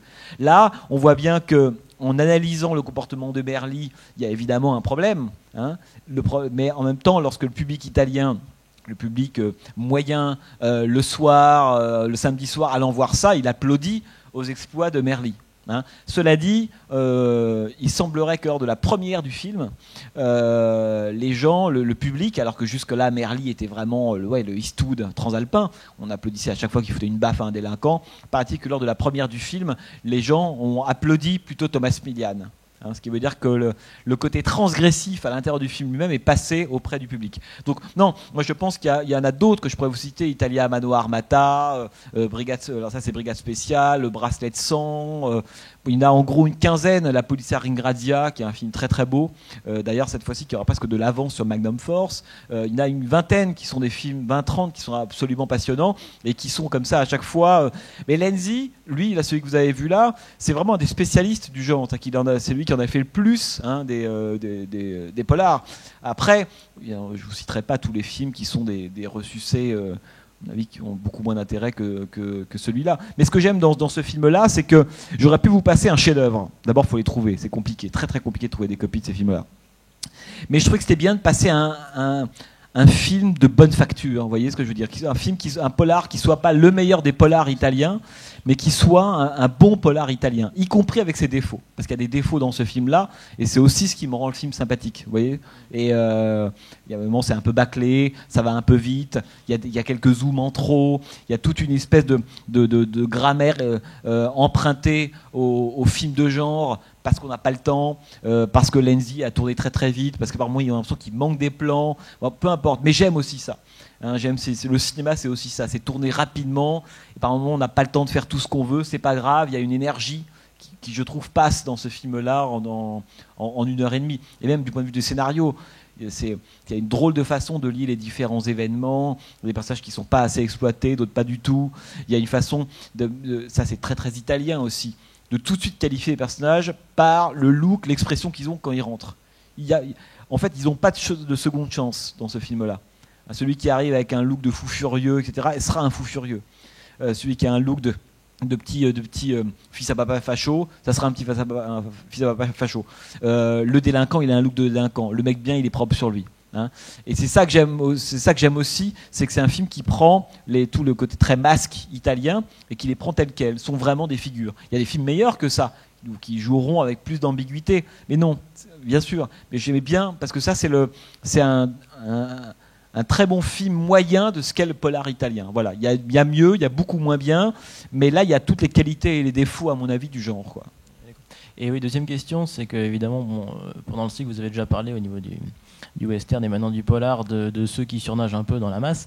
Mais effectivement, c'est des genres qui ne sont pas très, très analysés par l'institution. Et comment est-ce qu'il y a un bon livre, est-ce qu'il y a une source pour justement avoir des corpus à explorer sur le polar, là? Oui, ou le western, enfin dans ces films. Oui, de western, genre. il y a un livre de Jean-François Giré qui s'appelle Le Western européen, qui est un gros livre paru chez Dreamland, malheureusement, je pense qu'il doit être épuisé maintenant. Mais c'est un très bon livre sur le western. Après, il y a beaucoup d'articles, de trucs par-ci par-là. Sur le polar italien, non, c'est le désert intégral. Mais parce que le polar italien, c'est à l'exception de quelques, on pourrait dire quelques centaines de spectateurs et quelques, je sais pas, 15 critiques, c'est un genre qui est totalement inconnu en France. Mais pour une raison aussi toute bête, et ça c'est, enfin, il y en a sans doute deux d'ailleurs. La première, c'est que aujourd'hui on a beaucoup accès aux films via soit les rétros, à Cinémathèque par exemple, ou par le DVD. Et c'est vrai que autant depuis quelques années, de plus en plus de comédies italiennes, de giallo sont sortis, et d'autres de grands films de cinéastes italiens, autant le polar, à l'exception d'une petite collection qui était sorti chez un éditeur qui s'appelle Neo Publishing. Ils ont sorti 5 polars italiens, dont celui-là d'ailleurs, c'est comme ça qu'on a pu le projeter. Ensuite, ils ont fait faillite, ils ont arrêté. Bon, ce qui veut dire qu'aujourd'hui, pour connaître souvent des films ou une cinématographie, il faut pouvoir y avoir accès en DVD, ce qui n'est malheureusement pas le cas du polar italien. Et la deuxième chose, ce qui est d'ailleurs juste et injuste, c'est que c'est un genre qui, contrairement au giallo, au western, à la comédie, n'a pas su, on pourrait dire, dans l'esprit collectif ou auprès de la critique ou d'institutions, comme vous disiez, faire émerger des auteurs identifiables. Dans le giallo, les gens qui n'ont pas vu 25 000 giallo savent qui est Argento et savent qui est Bava. Voilà, enfin, normalement. Voilà, grands auteurs, grands cinéastes, et puis on rappelle, on le verra, évidemment, qu'ils sont nés dans un genre qui s'appelle là le giallo. Mais Dario Argento, bon, c'est très grand cinéaste, qui a permis aussi de populariser le genre derrière lui. Fait que grâce à Argento et à Bava, je prends juste ces deux-là, qui sont les plus grands de ce genre-là, on sont nés des auteurs qu'on a pris pour ce qu'ils étaient, et donc avec eux est arrivé le giallo derrière. Avec Sergio Leone est arrivé le western italien, et après on a pu dire ah ben il y a Solimar, celui qu'on a vu la fois d'avant, et il y a Corbucci. Dans le cas du polar italien, il n'y a pas eu ça. Il n'y a pas eu à un moment 2 ou 3 chefs-d'œuvre du niveau de Profondo Rosso ou d'une fois dans l'Ouest ou une poète de l'art pour d'un seul coup sortir un auteur. Ou alors on aurait pu trouver quelques polars intéressants. Le problème c'est que c'était tellement des cinéastes à la Lenzi, c'est-à-dire que spécialistes de série B, tournant 2, 3, 4 films par an, ayant à la fois un désir de dire des choses, en même temps surtout un désir de tourner, à l'ancienne on pourrait dire, qu'au fond ils n'ont pas vraiment construit une carrière identifiable ou cohérente si vous voulez. Lenzi, il a fait 80 films, Umberto Lenzi, enfin un peu moins, il a touché à tous les genres, il a fait des navets, il a fait des films passionnants, des films très moyens. Donc c'est un peu décourageant, si vous voulez, pour la critique. Alors pourquoi je dis que c'est un peu injuste ? Parce qu'il y a quand même un cinéaste formidable qui a émergé dans le polar, malheureusement il n'est pas du tout connu, et qui a fait une série de 4-5 films qui sont des polars très très cohérents dans les années 70, qui est un cinéaste donc italien, qui s'appelle Fernando Di Leo. Voilà. Retenez ce nom, Fernando Di Leo, j'espère que c'est un cinéaste qu'on redécouvrira dans quelques années.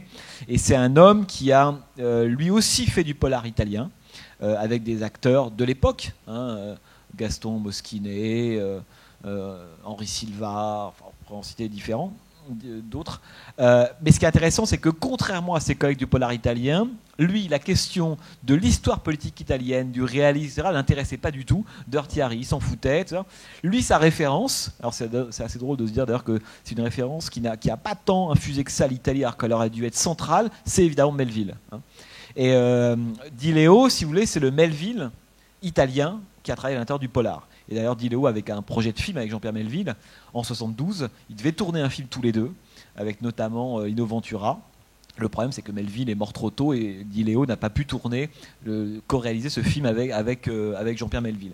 Et quand vous voyez les films de Di Leo qui s'appellent La Mala Ordina, Il Boss, Milano Calibro Nove, adaptation d'une nouvelle de Giorgio Sabanenko, là on est complètement ailleurs. C'est un cinéma qui est esthétiquement extraordinaire, très très bien soigné si vous voulez, très melvillien, un cinéma mélancolique, avec des personnages qui sont un peu des morts vivants, les derniers. On est vraiment dans un univers totalement melvillien. Alors, certaines séquences sont des reprises de Deuxième Souffle, du Samouraï ou du Cercle Rouge.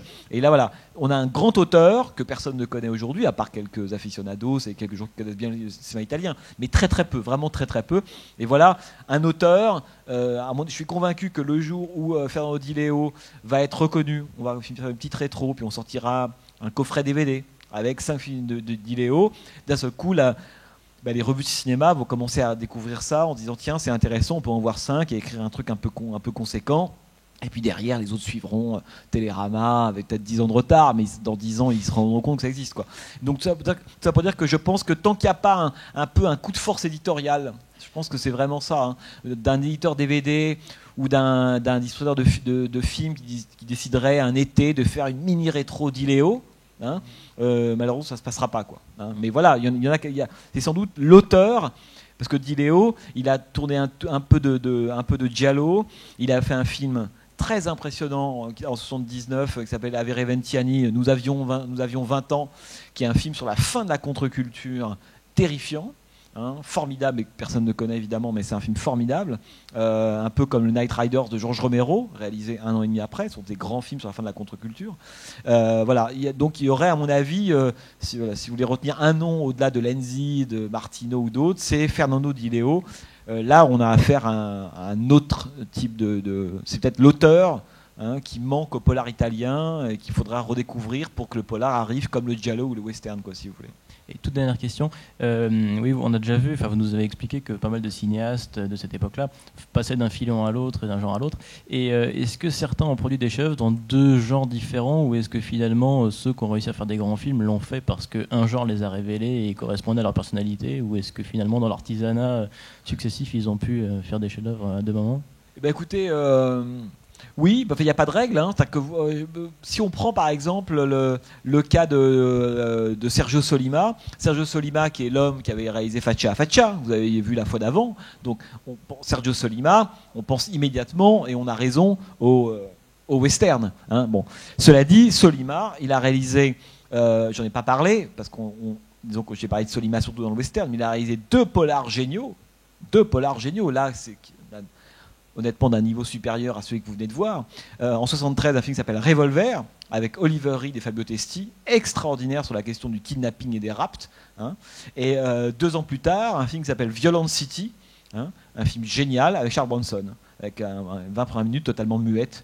Là, c'est du très très grand cinéma. Et donc Solima, voilà, prenons juste cet exemple-là, hein, il a œuvré formidablement bien dans le western, Colorado, Cuchillo, voilà ce que vous avez vu, Faccia a Faccia, et puis aussi dans le polar italien, hein. Lenzi, il a fait du polar et il a fait du giallo, hein. Cette orchidée tachée de sang, c'est lui. Martino, il a fait du polar et du giallo. Et certains ont fait du... Argento est un des rares, hein, à être resté de façon quasi obsessionnelle à l'intérieur du genre qui est le giallo. Il a fait une ou deux, on pourrait dire zambardées ailleurs, mais c'est tout, hein. Donc oui, il n'y a pas de... Non, parce que même le cas de Léon, vous voyez, il a réalisé 7 films. Le premier est un péplum, le dernier est un film de mafia, on pourrait dire. Mais on trouve des cinéastes qui sont passés d'un genre à un autre et qui ont fait des œuvres intéressantes, quoi. Lucio Fulci, dont je vous parlais tout à l'heure, quand il fait La guerre des gangs, un polar fou, 1980. Quand il tourne 4 de l'Apocalypse en 75, c'est un des westerns italiens les plus ahurissants qu'on puisse voir. Je ne vous le passais pas parce que c'est un film qui est trop violent, mais qui est un film fou, qui a un mélange entre le western italien et Charles Manson, incroyable, magnifique, très très beau, avec Thomas Milian encore. Et Thomas Milian, de toute façon, il y a la plupart de ces films-là. Et donc voilà, Fulci est un exemple typique, hein, qui a tourné des films d'horreur macabres, poétiques, très très beaux, mais très durs, comme L'Au-delà, par exemple. Il a tourné un western génial, un polar génial. Voilà, et on pourrait comme ça multiplier les exemples, quoi. J'allais poser une question, mais vous avez déjà répondu à tout. J'allais rebondir sur la question de monsieur, c'est-à-dire que oui, pour les voir, il faut déjà les trouver, en fait. Le problème, c'est ça. Et en dehors, effectivement, des 6 films de Neo Publishing qui maintenant n'existent plus, il y a quoi? La guerre des clans était sortie récemment, par contre, en édition française. Ecstasy of Film, il n'y a pas longtemps. Mais c'est 1000 exemplaires, quoi. Donc ça se trouve pas facilement. Donc j'allais vous poser la question d'ailleurs aussi sur Fernando Di Leo. J'ai vu que y a des coffrets, même Blu-ray, qui existent, mais tout est en zonage, on traduit, voilà, c'est ça. Et, alors, est-ce que Di Leo pourrait peut-être sortir en France? Est-ce qu'il y a des éditeurs? Quel éditeur pourrait finalement? Moi, j'essaie souvent de convaincre les éditeurs en leur disant, mais voilà, arrêtez avec la 50e exploitation des films de Bergman, c'est bon. Maintenant, il faut aller. Voilà, il y a tellement de choses dans l'histoire du cinéma qui ne sont pas connues qu'il faudrait faire ça. Mais ça arrivera évidemment un jour. Mais le vrai problème, d'abord, tous ces films-là, parce qu'évidemment, en DVD, zone 2, il y en a 5 d'accessibles. Bon, donc, alors, c'est déjà bien, mais c'est pas grand-chose. Bon. Donc qu'est-ce qu'on fait? Quand on est très cinéphile, on va sur Amazon UK, Japon, on achète sur des sites un peu bizarres, on fait beaucoup de téléchargements illégaux, ce qui est mon cas. Voilà, on se sert de gens qui font des sous-titres gracieusement. Et évidemment, il faut des années pour récupérer 150 polars. Mais on les trouve, ce que je veux dire par là, c'est que quand on les cherche vraiment, on finit toujours par trouver. Alors évidemment, on n'a pas la super édition Zone 2 avec sous-titres français, bande-annonce, d'accord. Mais ces films-là, il y a une telle mobilisation des réseaux sociaux, des forums, des admirateurs, qu'au fond, en cherchant bien, ça prend un peu de temps, mais en cherchant bien, moi j'ai comme ça, au fil des années, récupéré l'essentiel des giallo que je voulais ou des polars. Il faut évidemment du temps, c'est pas du jour au lendemain qu'on les trouve. Donc on peut quand même les trouver. Après, le problème aussi, c'est qu'on fait un état des lieux un peu objectif aujourd'hui du DVD. Vous disiez la guerre des gangs, c'est 1000 exemplaires, ça ne va pas être loin d'ailleurs. Le vrai problème, il est là, c'est l'économie. C'est-à-dire comme un éditeur DVD, quand il veut, par exemple, éditer un polar italien. Voilà. Moi, je sais qu'on a souvent discuté à l'occasion des giallo, hormis Argento, Bava et quelques têtes de pont. Bon. Un polar italien, qu'est-ce qu'il faut faire? D'abord, il faut retrouver tout simplement les ayants droit. Ce sont des films des années 70, qui ont 40 ans. Et les 9/10 des boîtes de production de l'époque n'existent plus. La plupart des gens qui ont produit ces films sont morts. Les ayants droit ont été ventilés. Parfois, il y avait un peu d'argent bizarre qui rentrait là-dedans. Autrement dit, la recherche des droits de ces films, avant même de commencer à penser une édition DVD, juste pour les exploiter en DVD, c'est un cauchemar intégral. Moi, je connais beaucoup de gens qui sont mis à chercher des droits de films qui ne trouvaient pas. Avec la peur, évidemment, qu'un jour, on sorte le film et puis d'un seul coup, l'un sorte du bois, je sais pas, de Bologne ou de Gênes, et il dit, attendez, ce film, c'est moi qui détiens les droits. Et ils sortent le papier et là, vous êtes mal, quoi. Donc, rechercher les droits, c'est extrêmement compliqué dans le cas du cinéma italien. Ce qui n'est pas le cas dans le cas du cinéma américain, beaucoup moins, et dans le cas du cinéma français. Le problème du cinéma italien, par le phénomène de coproduction, de sources d'argent différentes, voilà, c'est l'Italie, quoi. Donc ça veut dire que voilà, c'est très compliqué. Dans l'hypothèse où vous avez retrouvé les droits, après, il faut trouver la bonne copie. Parce que les droits, c'est une chose, la bonne copie. Alors la copie, il y a une bobine de bonne qualité qui est à la Cinémathèque de Bologne, une autre qui est à la Cinémathèque de Turin, un autre chez un privé, on ne sait pas où. Donc il va vous falloir pas mal de temps pour récupérer une copie digne de ce nom. Et cette copie digne de ce nom, si vous voulez la sortir en DVD, il faut la restaurer. Parce qu'aujourd'hui, maintenant, les gens n'achètent que si c'est restauré. Bon, ça coûte de l'argent au bout d'un moment quand vous cumulez tout ça. Il n'y a pas des arrangements entre éditeurs. Enfin, je pense à Criterion, entre autres, qui fait pas mal de choses. Ou Diléo, ça a été remasterisé il y a très récemment. Oui, mais pas chez Criterion. Pas pour Diléo, mais il y a une édition Blu-ray, donc ça veut dire qu'il a dû être oui, bien sûr, forcément restauré. Oui, mais ce qui est compliqué, c'est que autant que la puissance, la force de frappe de Criterion, qui est un éditeur donc anglais, qui lui arrive, voilà, elle est énorme. C'est-à-dire que Criterion, quand il sort un DVD, pensez eux les premiers qui ont sorti le Samouraï dans une version restaurée formidable, avant que Pathé ne récupère la version de Criterion. C'est-à-dire que le comble veut que y a la plupart ou beaucoup des grands chefs-d'œuvre du cinéma français, par exemple, ont d'abord été édités par les Japonais et les Anglais. Hein, c'est nous, après, qu'on a récupéré les copies. Bon. Criterion, quand il tire à plusieurs dizaines de milliers d'exemplaires, parce que c'est le monde et leur marché, quoi, si vous voulez. Quand vous sortez un film en France, alors il va falloir vous mettre des sous-titres anglais, ça va vous coûter encore plus d'argent, et c'est le petit réseau qui va s'y intéresser. Ce qui fait que, pourquoi ces boîtes dont Neo Publishing font faillite? Tout simplement parce qu'elles ont tiré 2-3 000 exemplaires et qu'elles n'arrivent pas à trouver l'équation économique. Elles ne vendent pas suffisamment. Il n'y a pas suffisamment de gens qui sont intéressés. Vous savez, le problème de la planète cinéma, cinéphile, c'est un peu une peau de chagrin. C'est-à-dire qu'il y a de moins en moins de gens qui savent de plus en plus de choses et de plus en plus de gens qui en savent de moins en moins. Voilà. Et quand vous faites cette espèce de truc-là, vous êtes face à c'est vrai pour les revues de cinéma, c'est vrai pour les livres de cinéma, c'est-à-dire que ça se rétrécit avec un niveau de savoir gigantesque. Enfin, on dit Léo, il y en a certains qui connaissent ça depuis des années, etc. Le problème, c'est qu'on s'adresse à de moins en moins de gens, quoi. Et économiquement, il y a un moment, il faut vendre. Il faut qu'il y en ait évidemment un minimum. Et aujourd'hui, vous dites polar italien, personne ne sait ce que c'est. Fernando Di Leo, personne ne sait ce que c'est. Il n'y a pas un acteur connu dedans. Vous voyez, comment est-ce que vous... C'est pas évident, commercialement parlant, de vendre le polar italien. Vous voyez ? Oui.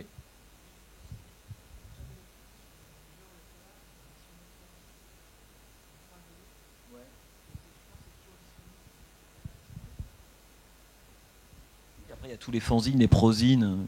Ouais. Ah bah oui. Mais c'est drôle parce que moi j'avais essayé, un jour je le ferai, je voulais faire un livre sur le cinéma italien de cette époque-là. Et je sais que beaucoup d'éditeurs m'ont dit ça. On dit, écoutez, parce que moi j'avais envie de faire un livre qui parle à la fois de Léon, de Petri, de Visconti, de tous ces gens-là, mais qui laissent aussi la place à tous ces cinéastes-là. Et beaucoup d'éditeurs vous disent, écoutez, vous êtes bien gentil, mais les gens ne connaissent pas ça. Hein, c'est que si vous faites aujourd'hui un livre sur le polar italien, c'est que même ce qu'on appelle les représentants, hein, ceux qui vont voir les libraires pour vendre les livres que vous avez envie d'écrire, ça n'ont pas d'éléments de langage, comme on dit, ça ne savent même pas en parler, ça ne savent même pas ce que c'est. Hein. Donc il y a aussi ça, quoi, qui est compliqué. Mais moi je pense que voilà, et après il faudrait trouver un éditeur qui ait le dos un peu solide, comme Carlotta par exemple, qui pourrait faire une petite rétro. Moi je leur en parle souvent, hein, de rétro Di-Leo, et puis. Mais après, ça peut sortir. Est-ce que c'est pas sûr non plus que ça marche? Vous voyez, c'est toujours la même chose. Hein, mais Di-Leo, oui. Vous qui posez la question tout à l'heure, quel est le niveau du film qu'on vient de voir? Voilà, Di-Leo, c'est le haut du panier. Et en même temps, c'est pas totalement représentatif du genre. C'est pour ça que moi, ça me plaisait bien de passer ce film-là, parce que je dirais que c'est un bon film, qualité, défauts compris, etc., mais qui me semble totalement représentatif du polar. Voilà. Di-Leo, il l'est pas. Il est représentatif du polar. C'est comme si vous disiez, est-ce que Melville est représentatif du polar français des années 70? Non. Il y a Melville et puis il y a les sous-Melville. Mais voilà, il n'est pas représentatif du tout. Et pourtant c'est le seul dont on se souvient. C'est pas gentil, il y en a quand même un petit peu d'autres. Mais... Et d'ailleurs, entre parenthèses, à propos je parlais de Georges Urbanenko, il a été adapté en France, hein, par Yves Boisset, hein, Cran d'arrêt, je ne sais pas si ce film vous dit quelque chose, hein, dans lequel il y a d'ailleurs Thomas Milian. Boisset étant un grand admirateur du polar italien, évidemment, des années 70, comme tous les cinéastes de cette génération-là, il a adapté Serbanenko dans Cran d'arrêt.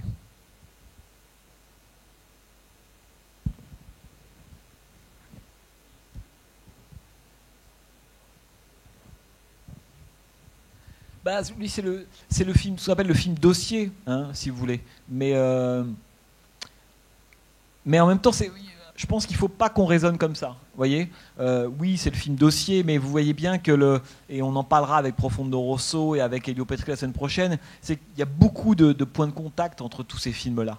Hein, vous allez voir, Elio Petri, c'est un drôle de film, Enquête sur un citoyen, qui emprunte à la fois ce qu'on appelle le film dossier, à la satire politique, au giallo, la seconde ouverture, ça pourrait être tiré d'un film d'Argento. Donc vous voyez, le genre, faut le prendre avec les pincettes. Une fois qu'on a dit ça, en fait, on n'a pas dit grand-chose. Hein. Ce qui m'intéresse, c'est plutôt de voir les films en eux-mêmes ou comment ils empruntent à d'autres cinéastes ou à d'autres genres, entre guillemets. Mais oui, Rosie, c'est plutôt ce qu'on appellerait, si vous voulez, le film dossier. Hein, c'est avec cet éternel sujet du rapport du pouvoir et de la mafia, quoi, et de la corruption. Prenant des grands moments d'histoire de l'Italie, Salvatore Giuliano, Lucky Luciano, l'affaire Mattei, bien sûr. Ouais. Donc lui, c'est plus les mécanismes. Vous voyez bien que Francesco Rosi, c'est le contraire de ce qu'on vient de voir aujourd'hui. Hein, et en même temps, il part de la même réalité et des mêmes problèmes. Mais Francesco Rosi, il fait un cinéma totalement cérébral, totalement intellectuel, qui analyse les mécanismes idéologiques, c'est un cinéma très dialectique, c'est vraiment, voilà, Lucky Luciano, c'est pas un film de mafia tel qu'on peut l'imaginer, hein, c'est un film, voilà, très cérébral, qui analyse vraiment les mécanismes idéologiques, de fonctionnement, etc. Là, on est complètement du côté de la chair, du côté de la pulsion, hein, du côté du sang, du crachat. Il y a un côté voilà, très grotesque, presque scato par moment. C'est-à-dire que le scato, il est important aussi. Donc vous voyez bien qu'à partir d'une même réalité, hein, c'est deux façons d'approcher le genre complètement différents. Là, c'est la pulsion. Hein, chez Umberto Versolezzi, c'est là. Oui, il y a une dimension pulsionnelle, quoi. Il y a de l'action sans arrêt, mais on se demande même par moment à quoi ça sert. C'est pas grave. Qu'on tape, on frappe, on tape, on frappe. Chez Rosi, pas du tout. Tout ce qui est du côté de l'identification liée à l'action pure et dure, hein, est totalement supprimé. Vous avez bien vu la difficulté qu'on avait la fois d'avant à s'identifier, à comprendre Lucky Luciano, la façon dont Rosi nous mettait toujours à distance des personnages pour qu'à aucun moment on s'identifie à leur affect. Hein, la question, c'est pas de savoir si on les aime ou pas. Francesco Rosi. Francesco Rosi, c'est la question, c'est de savoir si on a compris ou pas ce qu'on est en train de voir. C'est pas du tout la même chose. Là, on sent qu'on est sur un domaine qui est beaucoup plus viscéral, quoi, dans le polar italien. La vitesse, le sang, la transpiration, la violence, les coups de poing, les viols, la chair. On sent que c'est quelque chose de... C'est là une sorte de traduction, si vous voulez, d'état de l'Italie de l'époque, fait pour un public... pour un public populaire, c'est ça l'idée. Alors que Lucky Luciano, Cadavre des skis, c'est pas des films que le public populaire italien allait voir en masse à l'époque. C'était des films plutôt intello, quoi, si vous voulez.